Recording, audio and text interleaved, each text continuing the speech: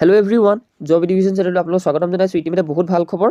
SSC ফালৰ পৰা আপোনালোকৰ মাজত এখন কৰিগাণ্ডম নটিচ মুকলি কৰিছে আৰু কৰিগাণ্ডম নটিচখনত সম্পূৰ্ণৰূপে পোষ্টৰ বিষয়লৈ উল্লেখ কৰিছে, য'ত পোষ্টখিনি ইনক্ৰিজ কৰি দিলে। SSC GD ফালৰ পৰা যিহেতু 24,000 পদ আহি আছিল, এতিয়া পুনৰ 45,284 পদ হৈ গ'ল। ইয়াতে ইনক্ৰিজ কৰি দিলে যথেষ্ট পদ, অৰ্থাৎ দুগুণ কৰি দিলে বুলি ক'ব লাগিব। আৰু গুড নিউজটো এইটোৱে যে আপোনালোকৰ হাততে সুযোগটো আহিছে এতিয়া। যদি আপুনি কষ্ট কৰিছে, নিশ্চিতৰূপে এই সুযোগ আপোনাৰ হাততে আছে। যদি আপুনি চেষ্টা কৰিছে, নিশ্চিতৰূপে এবাৰ পাব পাৰিব। ডিফেন্স জব এটাৰ কাৰণে যদি ড্ৰিম আছে, নিশ্চিতৰূপে এবাৰ ছাকচেছ হ'ব পাৰিব।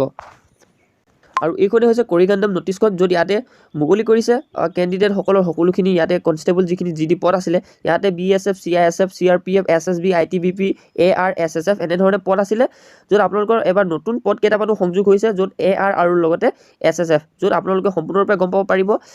আছাম ৰাইফলৰ পৰা আদি কৰি সকলোখিনি ইয়াতে আছে। আৰু আছাম ৰাইফল এণ্ড চেপ in narcotic control bureau examination, য'ত নতুনকৈ এবাৰ কিছুমান সংযোগ হৈছে, ইয়াতে যোগ হৈছে। আৰু লগতে ইয়াতে grand total off part 1 and part 2 সকলোখিনি যদি চাই, আপোনালোকৰ সম্পূৰ্ণৰূপে অল টোটেল পোষ্ট হ'ব 45,284। আৰু যেতিয়া প্ৰথম আহিছিলে নটিফিকেশ্যনখন, তেতিয়া 24,000 আছিলে, এতিয়া 45,284 পদ ইনক্ৰিজ হ'ল, অৰ্থাৎ লগ হ'ল। ইয়াতে সম্পূৰ্ণৰূপে অল টোটেল গ্ৰেণ্ড টোটেলটো 45,284 হৈ গ'ল।